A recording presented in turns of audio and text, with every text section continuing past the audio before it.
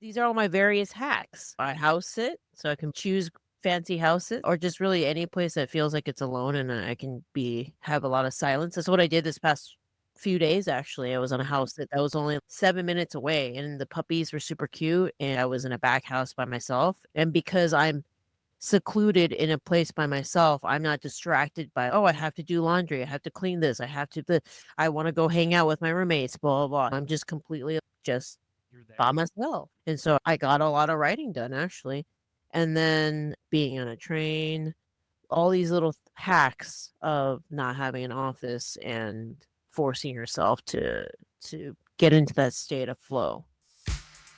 We are the Get Reelisms podcast. I am Adam Chase Rennie. And I am Christine Chen. And surprise, we're both filmmakers. We get into it by sharing secrets, advice, and gossip in filmmaking. And we even get our other filmmaking friends to share theirs too. So please, everybody, join us for an ode to filmmaking. So I haven't been in LA, so that's what's been going down, which has been great. I have discovered that the way for me to be able to continue hustling in not New York, where am I? In Los Angeles is to get out of it at least once a month. I was lucky to be in Seattle this past weekend, really week. And the reason for it was because I was shooting my best friend's 10-year anniversary. Instead of taking the plane, I decided to kill multiple birds with one stone and use it as like a writing trip as well. And so I was like, I've never taken the train up to Seattle, and it had popped up on my Instagram as one of the most beautiful train rides, blah, blah, blah. And I was like, if Instagram says it's one of the most beautiful train rides, then it must be. So I should do it. So I took the train up to Seattle, and you know what? 10 out of 10 would recommend. But I would say this is only something that you would do if you know that you have time. Don't do it if you're like, I'm rushing to get to a location and stuff. No, this is like I'm leisurely getting somewhere because there are going to be lots of delays. And because you don't know what's going to be in the middle of your train tracks or what other train is passing that is in the way or whatever we're waiting for. So it was a day and a half, basically. Oh, Jesus. It takes some time. And then it's not like the bullet train at all. This is Scenic train. This is Amtrak and it's very scenic. Yeah. Yeah. It's Amtrak, sure. Yeah. And then The time I rode Amtrak was when I was like 8 or 9 years old. sure. That's what I'm saying. This is not for anybody who's trying to get anywhere on time. This is not at all. This is for It's been pretty though. That's exactly what it's for. This is because I love road trips a lot. And this is like a road trip without me driving, basically. And a big reason why I like road trips is, and they've done actually studies on this. I wish I could quote where I read this, but when you have times of like monotonous sound or like you're doing something where your brain isn't actively thinking of what you're doing, but like it's consistent, it can throw you into a state of flow or creativity a lot easier. That's why like taking a shower, going on a walk, driving long distances can do that, because I've realized when I drive long distances, my brain wanders, and that's what you want. You want your brain to feel comfortable to just wander, and when it wanders, that's when you can solve like story problems. So that's why I love road trips, is because half the time I'm in my head thinking about how to fix the script or whatnot. So that was my goal on this train trip, was to try to get to a point where I can just chill my brain out and just write, basically. And I think it worked. Unfortunately, on Amtrak, there is no Wi-Fi, so that's something for all those out there to know. Oh, Wi-Fi. You can't. No. So there's no Wi-Fi. So that throws a wrench in if you have like a program like Celtics or something, that doesn't really help very much. But what it forced me to do, which I really hate doing, which I No, sometimes it's the things that you hate doing that you need to do the most, but is breaking down your script into outlineable points, basically. Doing on this new draft. Yeah, it's a thing that it's a necessary evil, but I hate doing it. Forever. Yeah. It takes forever, and it feels like you don't accomplish anything because it's not like your script is getting written in you know what I'm saying? Like That's you're it. yeah. A hot sheet. I know, and it's so annoying, but you have to do it, and the reason for it is because it, like, allows you to see where your beats are and whether or not the pacing is right or where you can change the pacing. If you're not able to break your script down into these concise points, then it probably means that you don't know your script well enough or that Yeah. it's just all over the place, basically. Yeah. And so this is Camille does this really well. She usually starts off beating something and then going into writing. I hate it. My process is I have an idea, I'm gonna start writing immediately. Yeah. I like to just throw it up on the page and just write and not think about beats or anything and just go. And but that means retroactively there's a lot more work that I have to go back and do. But it makes me feel better when I see, oh, I have a script. And so without Wi-Fi, that is what it forced me to do was sit in my head and be like, all right, so in this part, this is what this happened. And then yeah, and then writing out the beats and being like, oh shit, like this pacing is not good and changing things. And I also did a lot of editing. Editing is very good to do on a train as well because you can't get distracted by anything but what you're editing. There's no internet to distract you. don't need the internet. No. All yeah. Mm. So you use Celtics. Yeah, that's why I've used Final Final Draft Draft. because of Yeah. because Yeah. I'm like, if I'm in a place where I know I won't have Wi-Fi, this is going to retroactively destroy my life because I can use all that empty time to just fucking work. Yes, the easy solution is get a writing software that he doesn't rely on Wi-Fi, but What's cool about it too is that I have multiple files on multiple devices. So I have it on my hard drive, I have it in my iCloud, I have it on my yes. phone, I even have it on my fucking iPad. I have it everywhere. And I have a keyboard with my iPad. So if I'm out and about, even if I don't need internet because my iPad doesn't carry internet, Yeah. I have the script right there. I have my Yep. phone with my notes, with my bulleted list, and I just Yeah. do there. I used to have Final Draft on my iPad until I've lost 2 iPads. I just don't think it's in my wheelhouse to have an iPad. Yeah. I don't know why I keep losing fucking iPads. After losing 2, I was like, "You know what?" Laptop. I don't have a laptop. Yes. As my iPad. And my iPad is an iPad Pro. So like I Mhm. can even edit on my iPad, but Right. you can virtually take that because Final Draft can just be a program in your computer Yeah. and you take that shit everywhere you go. A Final Draft on an iPad is free. Yeah. Yeah. And Final Draft on a computer is not. No. Yes, that's why I haven't. Computer, because I'm a broke filmmaker. So. But you want to know? I don't think I've ever told you.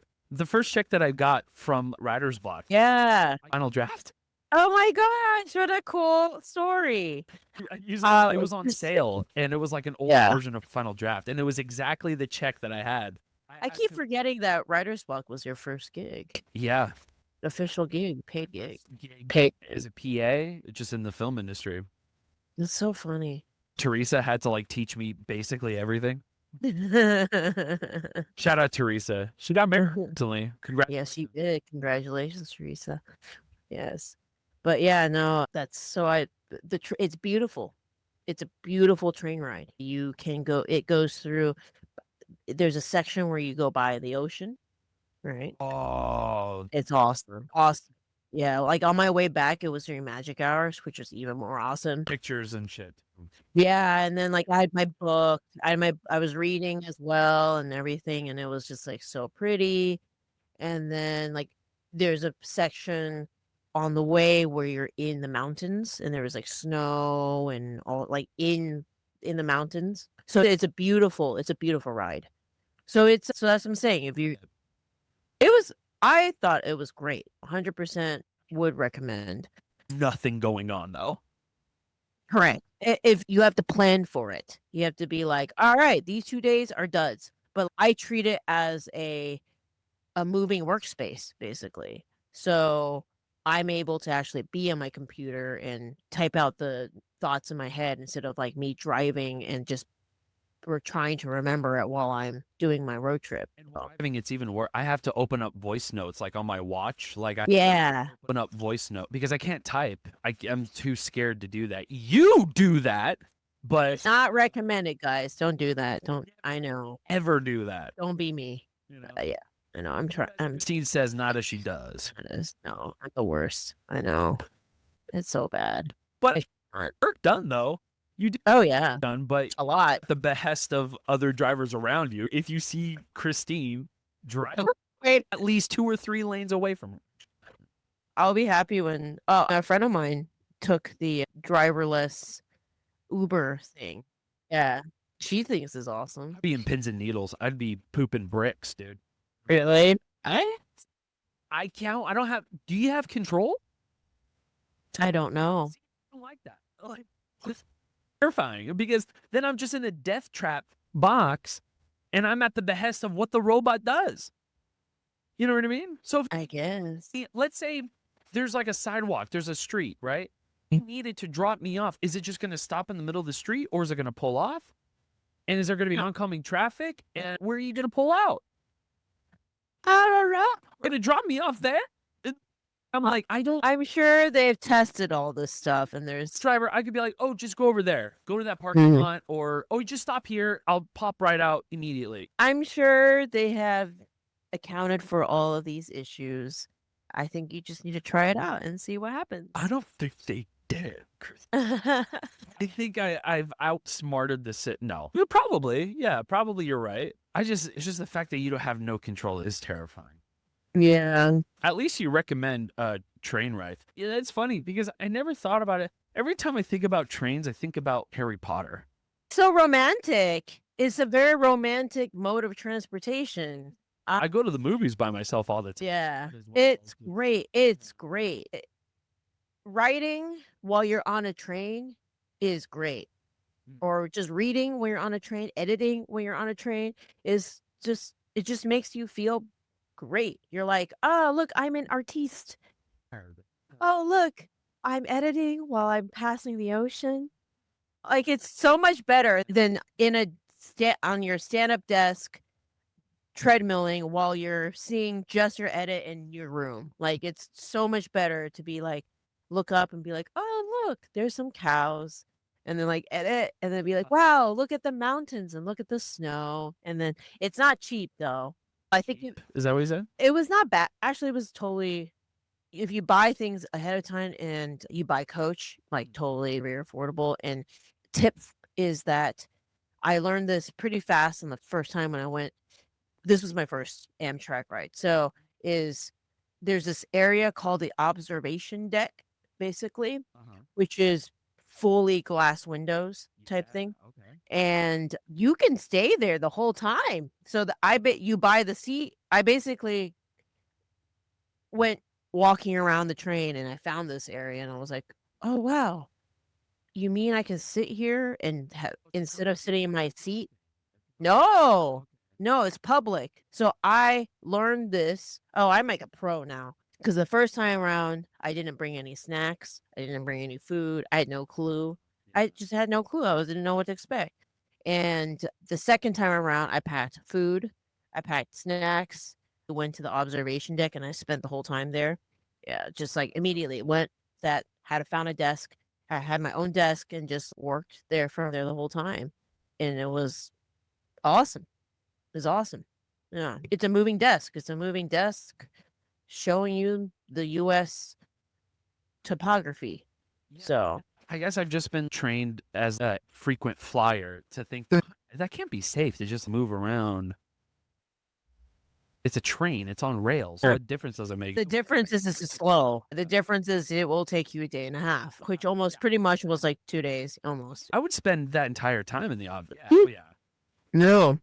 So I heard that another good route is from Colorado to like towards California or something like that. Yeah, so because like Grand Canyon and all that stuff, yeah, or near that type of. I don't know. I'm now wanting to explore. I wanted to explore. So I'm always looking for ways. I think as an artist, as a writer, as anything, you're always looking for ways to trick your brain or just stimulate it so that it will go to places. For me, and I've mentioned this multiple times on the podcast, is going somewhere different, being somewhere different, being in a new environment helps me with that. And now I'm realizing, yeah, pretty spaces, put any place that I can feel relaxed and separate from the chaos of what is Los Angeles helps me a lot. So when it comes to writing. Yeah, and something that doesn't like immediately make you go to your phone or Yeah. go on Instagram or something. And yes, no, these days now I just leave my phone in a different room. I leave my phone in a different room, and then because if I want to message someone, I have iMessage, and I'll just bother. There's only certain people I want to talk to. Yeah, there's only certain people I want to talk to, but I'm sorry, those certain people, because those are certain people often that I want to talk to a lot. So then they're like, Jesus Christ, do you just have so much time? I'm like, no, you're just the only person I really want care to talk to. Yeah, that care about information and feedback. Yeah, no, I totally. Yeah. What's so great about the iPhone is that there's this thing called focus. It's do not disturb, but basically it's like whoever you want on your list can pass through the do not disturb essentially. And if it's like people who you need, you just add people on this list, and then whatever messages or phone calls will pass through the do not disturb is completely muted. So I flick on focus the moment I wake up. Yeah. Working, if I'm not on a shoot, I just click that on. And I just have my mom, my dad, some of my friends, you, and some other people, and that's it. I better be on that list. But what's cool is that like I can also adjust the list. So listen, I love my dad, but he yaps. You know, I can just be like, listen, I just need a break. Let me do my thing. And yeah, no, it's great. Focus is awesome on iPhone. I use that, and I turn off the Wi-Fi on my computer when I write, and that really helps. You don't have Wi-Fi, so you can't. That honestly, I'm not gonna lie, you've inspired me. I think I want to do something like that. But Amtrak is a little pricey, no? Just buy it ahead of time, and it's not bad. Yeah, it's not bad at all. Schedule it ahead of time. Yeah, schedule ahead of time. Like mine was comparable, if not less than plane ticket.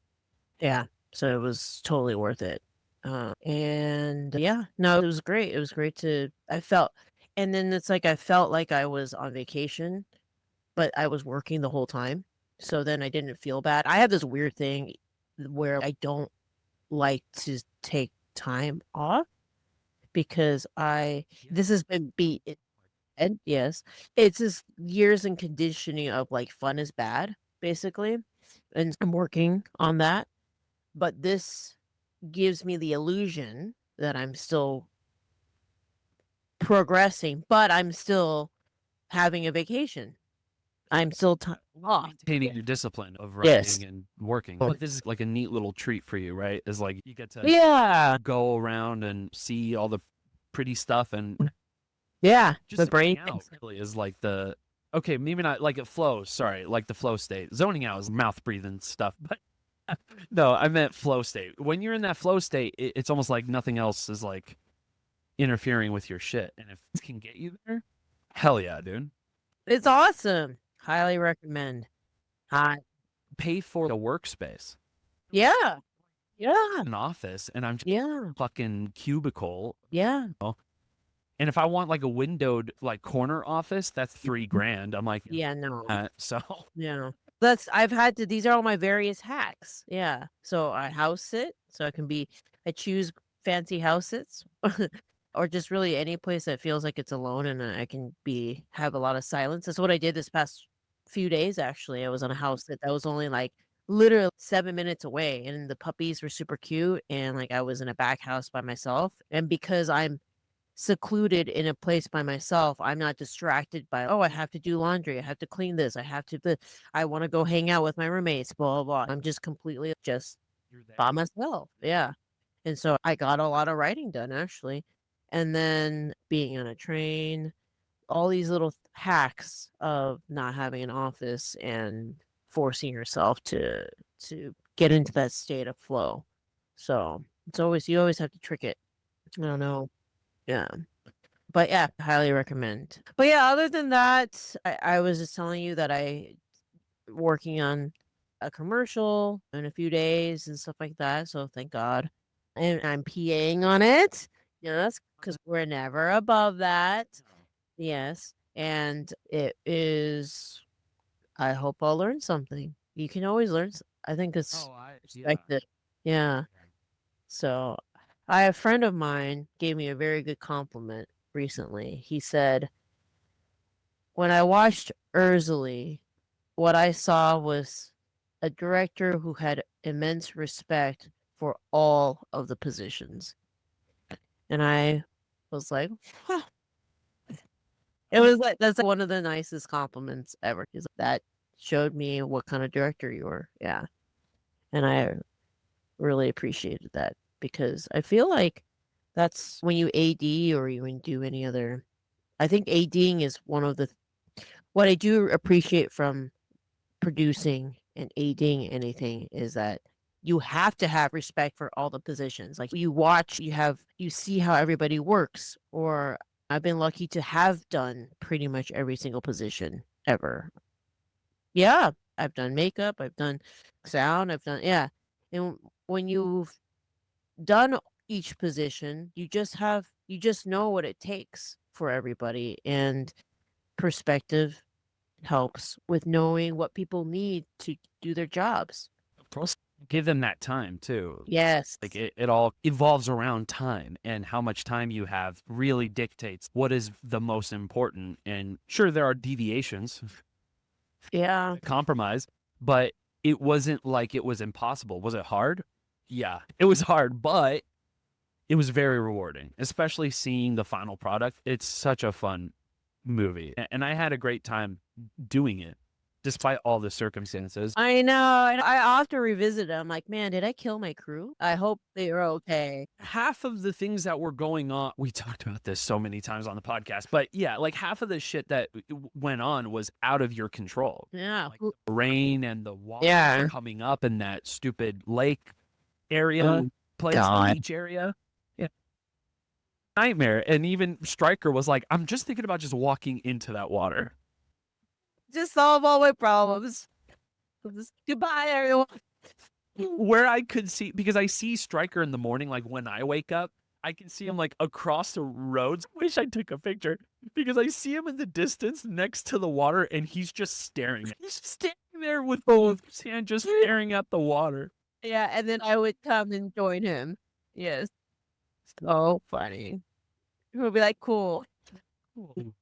So yeah, for people who don't have context, this is our feature film that we released on June 14, 2022. And it was done with very little budget, and we miraculously got it done and had a good time despite what Mother Nature had in store for us. So yes, this place that we had was flooded, and it was 70% of the script was written for this beach that was flooded, and we had to squeeze it in 11 days.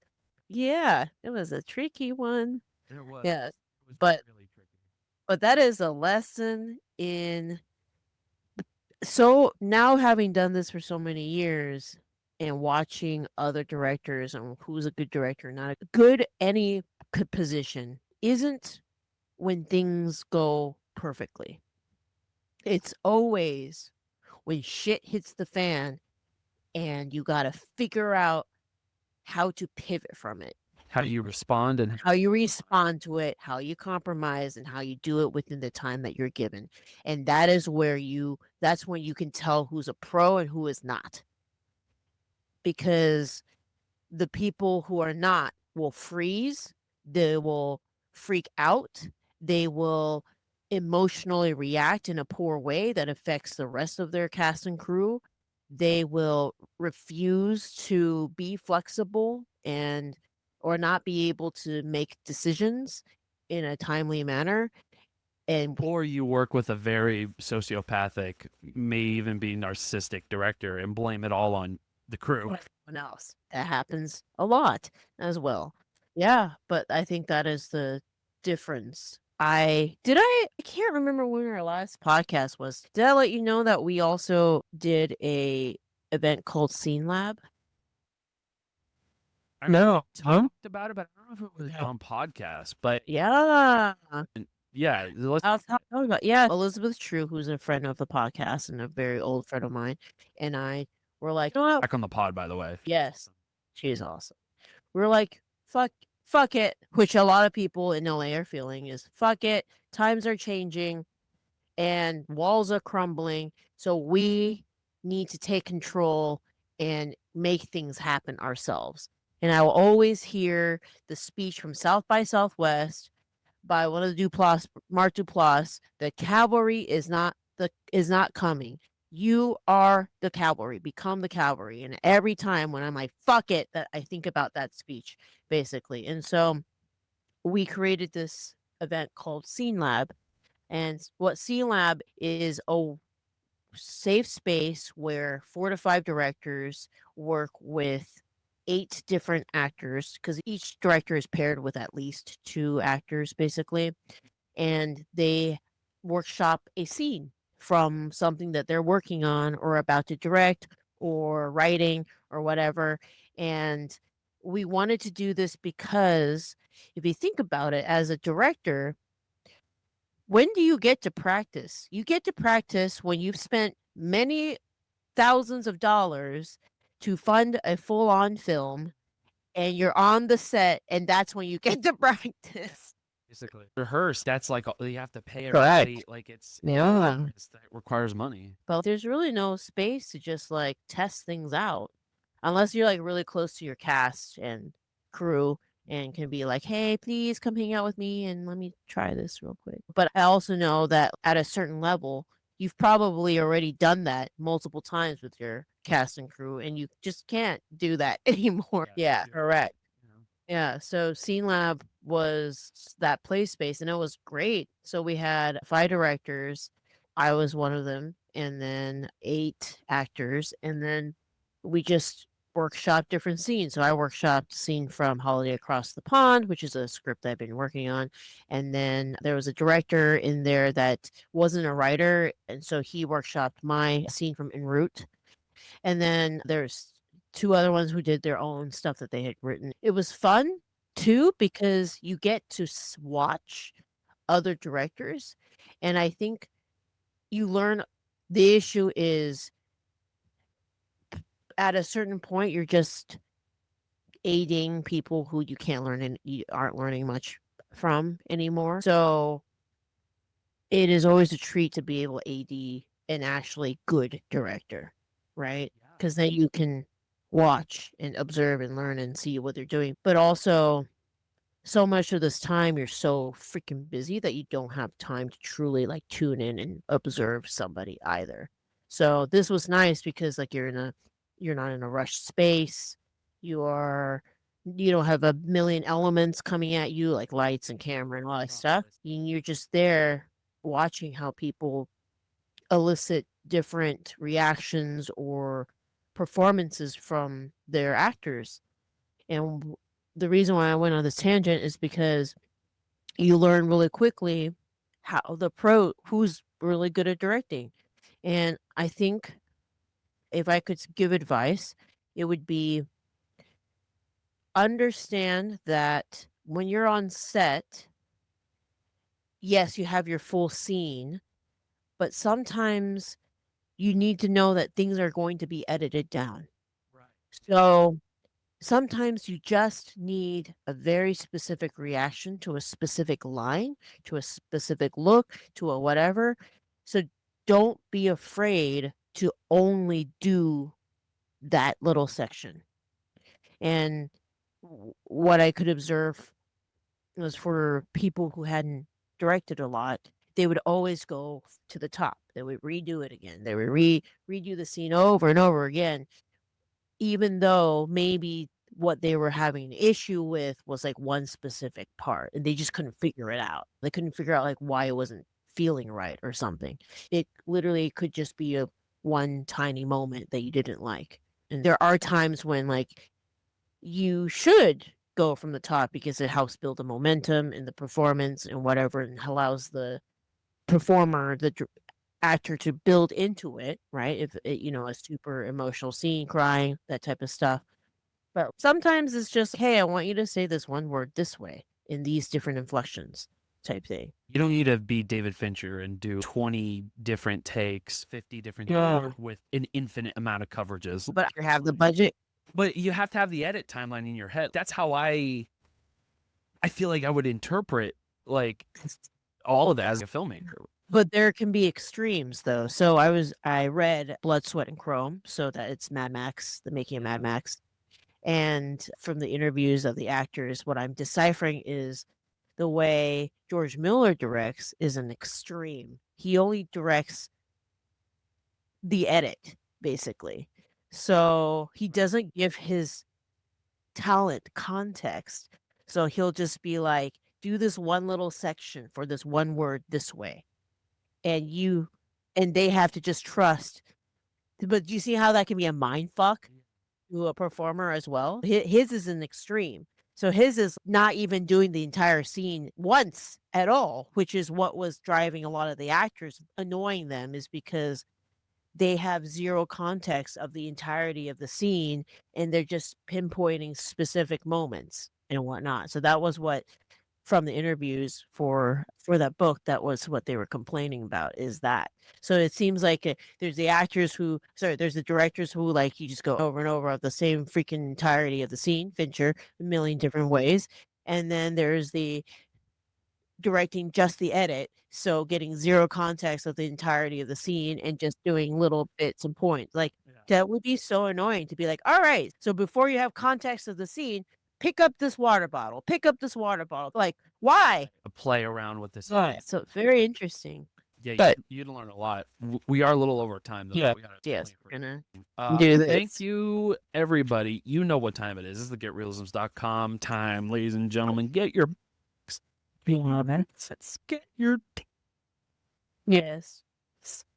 and your baby books too. Mhm. Sometimes you're a baby brain like me. You need a baby book. Hit up GetRealisms.com.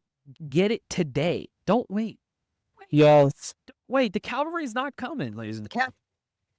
But please stick around. The reason why we're ending a little earlier today is because we want to just make sure everything's perfect for our next guest.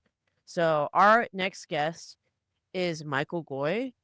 I am so excited that I was able to con him into doing this. Michael Goy just won the Lifetime Achievement Award for the ASC, which is the American Cinematographers Society of Cinematographers, which is a big honor. He is the DP for American Horror Story. He's directed The Rookie that's currently on. He's directed many things. He's got nominated for a DJ award, I think, for The Last Airbender. And I'm just excited to pick his brain. Stick around, you guys, please. Yes. Please stick around. Yeah. We're on Instagram for sure, but I will be tuned into the comments on Facebook. So if you do want to drop a comment on Facebook, you can. Yeah. Through Facebook. We're going to do a lot of Q&A. We can't guarantee that Michael is going to be able to get on his. An hour. Yeah. So what we're going to try is hopefully we get onto Instagram on his end, no problem. But if not, Facebook is where we're also streaming, and that's how StreamYard goes, is directly to Facebook. So we definitely can and have you give questions and everything. So thank you guys so much for tuning in. We appreciate you. Please stick around for Michael Goy. It's going to be a big episode. I'm excited for this one. I'm very excited. It's at noon, so come on with all your questions, please. It's y'all. So We have 10 minutes to make sure nothing fucks up. thanks so much. We'll see you on the other side.